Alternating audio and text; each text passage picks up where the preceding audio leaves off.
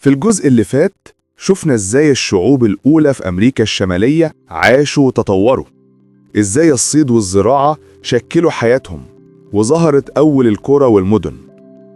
لكن في الجنوب شوية كان التاريخ بيكتب فصل جديد تماما، فصل عن أول حضارات حقيقية في الأمريكتين. ومن هنا تبدأ الحكاية. كارال سوبي نشأت في بيرو في قارة أمريكا الجنوبية، وهي أقدم مدينة في الأمريكتين كلها. المدينة دي اتبنت حوالي سنة 3500 قبل الميلاد، يعني كانت موجودة في نفس الوقت تقريبا اللي المصريين كانوا بيبنوا فيه الأهرامات. بس الغريب إن كارال ما كانش عندها لا جيش ولا أسوار ولا حتى سلاح، ومع كده عاشوا في سلام أكتر من 1500 سنة. كل اللي اهتموا بيه كان العلم والزراعة والموسيقى. اكتشف العلماء هناك أدوات موسيقية معمولة من عظام الحيوانات، وكان عندهم نظام معماري متقدم جدا، أهرامات ضخمة وساحات احتفالات ومنازل منظمة. كمان كانوا بيزرعوا القطن ويبدلوا بيه السلع مع القرى اللي حواليهم، يعني كان عندهم اقتصاد وتجارة حقيقية من بدري جدا. المدهش بقى إن كل ده حصل قبل ما تستخدم الفخار أو حتى المعادن. تخيل حضارة متكاملة من غير لا حديد ولا فخار، ومع ذلك سبقت غيرها بقرون.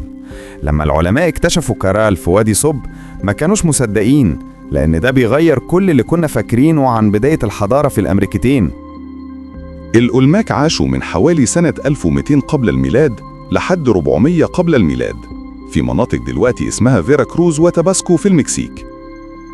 في الأول عاشوا في مدينة اسمها سان لورينزو، وبعد كده نقلوا عاصمتهم للافانتا اللي كانت مليانة معابد وهرم ضخم يعتبر أكبر بناء في أمريكا الوسطى وقتها. لكن اللي خلى حضارتهم مشهورة فعلا هي التماثيل العملاقة اللي نحتوها على شكل رؤوس بشرية ضخمة. كل رأس منهم ممكن يوصل وزنه لأكتر من 40 طن، والأغرب إنهم نحتوهم من حجر اتجاب من جبال بعيدة جدا، يعني كانوا بينقلوا الصخور دي لمسافات رهيبة من غير عجلات ولا حديد.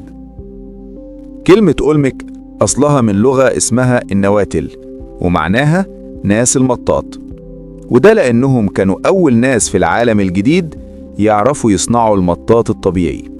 كانوا بياخدوا عصارة شجر مخصوص ويخلطوها بعصارة نبات تاني، والنتيجة كورة مطاط بتتنطط. ومن هنا بدأت لعبة الكرة اللي اشتهرت في كل أمريكا الوسطى، وكانت مش مجرد لعبة، دي كانت طقس ديني بيتلعب قدام المعاجد.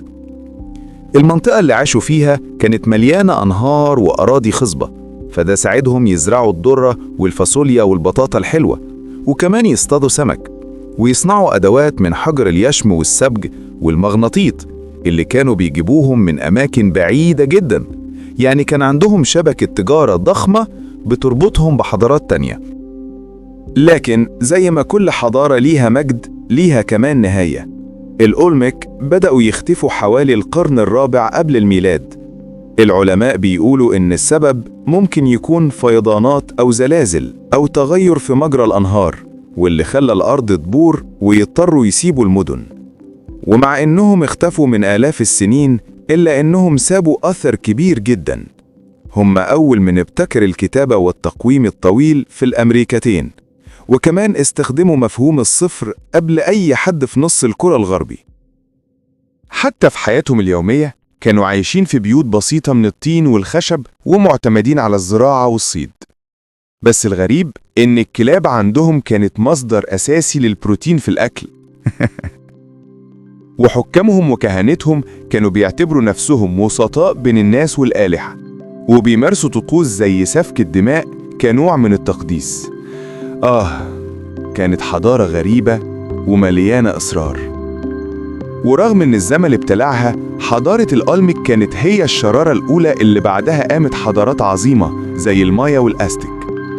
يعني ممكن نقول ببساطة إن الأولمك كانوا الآباء المؤسسين للحضارات الأمريكية القديمة في الجنوب من المكسيك، وتحديداً في وادي أوهاكا ظهرت واحدة من أقدم وأهم حضارات أمريكا الوسطى، حضارة الزابوتيك، اللي عاشت وازدهرت لأكتر من 2500 سنة، وسابت وراها مدن ضخمة ومقابر مذهلة وآثار تحكي عن شعب سابق عصره بقرون. الزابوتيك بدأوا حياتهم في قرى صغيرة، لكن مع الوقت بدأ يظهر بينهم تنافس وصراعات على الأراضي والسلطة. وفي يوم من الأيام مجموعة منهم قررت تطلع فوق جبل عالي وتبني مدينة جديدة في النص بين الوديان. المدينة دي كانت مونت البان، أول عاصمة حقيقية لدولة الزابوتيك. مونت ألبان كانت مبنية على قمة جبل بيطل على الوادي كله، وده خلاها موقع استراتيجي للدفاع والمراقبة. حوالي 400 قبل الميلاد بدأت المدينة تكبر وبقت مركز ديني وعسكري ضخم. مع مرور الزمن بدأ الزابوتيك يفرضوا سيطرتهم على المناطق اللي حواليهم. مدن وقرى كتير بقت تحت حكمهم، وكانت مونت ألبان في عز قوتها بين سنة 200 قبل الميلاد لحد 700 ميلادي. علماء الآثار اكتشفوا مبنى غريب هناك اسمه المبنى، شكله زي راس سهم وعليه نقوش حجرية بتسجل أسماء المدن اللي غزوها الزابوتيك، ورؤوس منقوشة مقلوبة بترمز للمدن اللي قاومت وانهزمت. أما اللي رؤوسها مش مقلوبة فكانت مدن استسلمت من غير قتال. ده يورينا قد إيه الزابوتيك كان عندهم نظام سياسي قوي وجيش منظم. الزابوتيك عاشوا في بيئة خصبة جدا. وادي أواكسكا كان فيه أنهار وتربة غنية، فزرعوا الذرة والفاصوليا والطماطم واستخدموا قنوات ري بتوصل المياه لحد فوق الجبال. حتى لما الأراضي في السفوح كانت ضعيفة عرفوا يستغلوها بالزراعة الذكية. كانوا بيبنوا بيوت بالحجر والملاط ويعيشوا في قرى كبيرة ومنظمة، وكانت الطبقات الاجتماعية واضحة: كهنة، محاربين، تجار، ومزارعين. الزابوتيك كانوا فنانين ومبدعين في النحت والفخار، بيعملوا تماثيل جميلة وأقنعة من حجر اليشم الأخضر، وبيزينوا المقابر بالحلي الذهبية والأواني المزخرفة.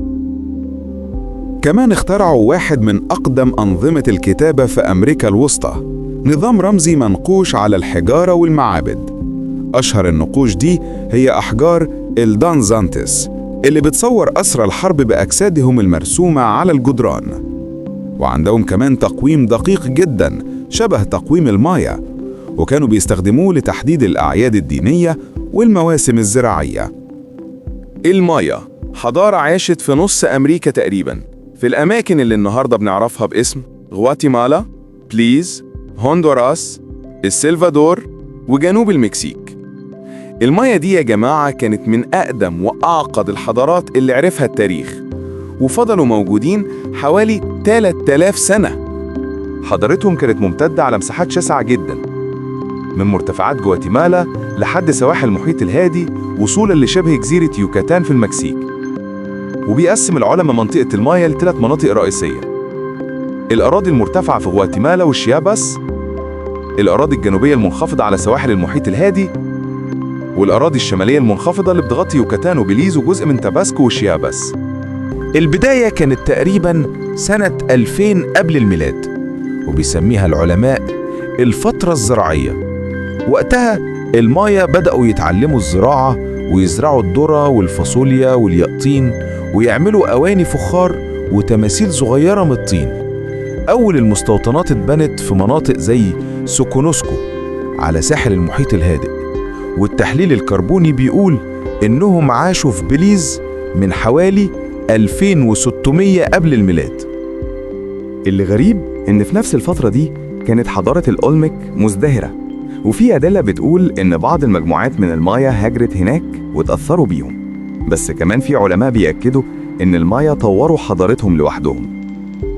حوالي سنة 1000 قبل الميلاد بدأت المدن تكبر والزراعة تتنظم، وظهرت طبقات اجتماعية: النبلة والكهنة في القمة، والعمال والمزارعين في القاع. المايا قسموا الناس حسب المهنة، في زراعة وصيد وصناعة فخار ونقش ونسيج وتجارة. ومن وقتها بدأت تظهر المباني الضخمة: معابد، أهرامات، وساحات احتفالات. أماكن زي كامينا لويو في جواتيمالا وسانتا مارتا في شياباس هي أمثلة لبداية المدن الكبيرة اللي بعد كده هتتحول لمراكز ضخمة. من حوالي سنة 250 ميلادي لحد 900 ميلادي المايا وصلت لقمة مجدها. الفترة دي اتسمت العصر الكلاسيكي، وده كان العصر الذهبي للحضارة دي. المدن كبرت وبنوا أهرامات ومعابد ضخمة. أشهر المدن كانت تيكال وواكساكتون وكوبان وكاراكول ونارانخو وياكشا. تيكال لوحدها كان فيها أكتر من 100,000 شخص، وفيها أقدم معبد معروف للمايا ومباني حجرية مهيبة. لكن فجأة كل حاجة بدأت تتغير. حوالي سنة 800 ميلادي مدن المايا الكبرى بدأت تتهجر واحدة واحدة. المعابد سكتت والنقوش وقفت والمدن اتخربت. العلماء لحد النهاردة مش متأكدين ليه حصل كده، بس في نظريات بتقول إن السبب كان الزيادة السكانية والحروب ونقص الموارد، وفي ناس بتقول إن السبب جفاف رهيب استمر حوالي 200 سنة. تحليل الطين في البحيرات بيأكد إن الأمطار قلت حوالي 70%، وده كان كفاية يخلي الأرض تموت والمجتمعات تنهار. بعد الانهيار ظهرت جماعات جديدة من المايا، اتحولوا لتجار وبحارة، خصوصاً في المناطق الساحلية زي طاباسكو وكامبيتشي. كان عندهم مدن مهمة زي بوتونشان وإتساماكاناك، وسيطروا على التجارة في الكاكاو والأحجار الكريمة. وفي الوقت ده اتأسست مدينة عظيمة اسمها تشيتشن إيتسا حوالي سنة 918 ميلادية، اللي كانت واحدة من أعظم مدن المايا بعد الكلاسيكية. وبعدها اتكونت كونفدرالية مايابان اللي جمعت 3 قوى كبيرة، تشيتشن إيتسا ومايابان وأوكسمال. بس زي أي تحالف الصراعات قامت، وفي سنة 1441 انهارت مايابان بعد حرب أهلية، واتقسمت المنطقة ل 16 مملكة صغيرة متنافسة. ولما وصل الأسبان في القرن ال16 بدأت مرحلة جديدة من الصراع. الغزو ما كانش سهل لأن المايا ما كانوش إمبراطورية واحدة، لكنهم قبائل كتير مستقلة وكل واحدة بتحارب لوحدها. استمرت الحروب 170 سنة كاملة، وفي الآخر الأسبان سيطروا على أغلب أراضيهم، بس للأسف دمروا كتير من كتب المايا ونقوشهم وقالوا إنها وثنية، واللي ضاع مع الكتب دي كان كنز من المعرفة عن حضارة عمرها 3000 سنة.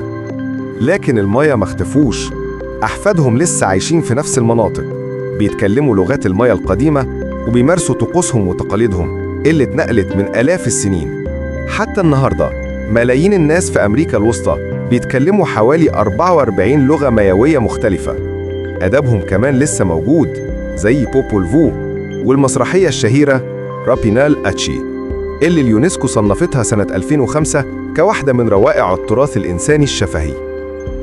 وبكده نكون خلصنا الجزء ده من رحلتنا في حضارات الأمريكتين قبل كولومبوس. اتكلمنا عن المايا والزابوتيك والأولميك وكارال سوبي، حضارات عملت حاجات مدهشة قبل ما حد يسمع عن أمريكا أصلاً. لكن دي لسه البداية، استنوا الأجزاء الجاية لأن فيها حضارات تانية أغرب وأعجب من اللي شفنا النهاردة. ما تنساش تعمل لايك واشتراك عشان ما يفوتكش أي حاجة من الرحلة دي.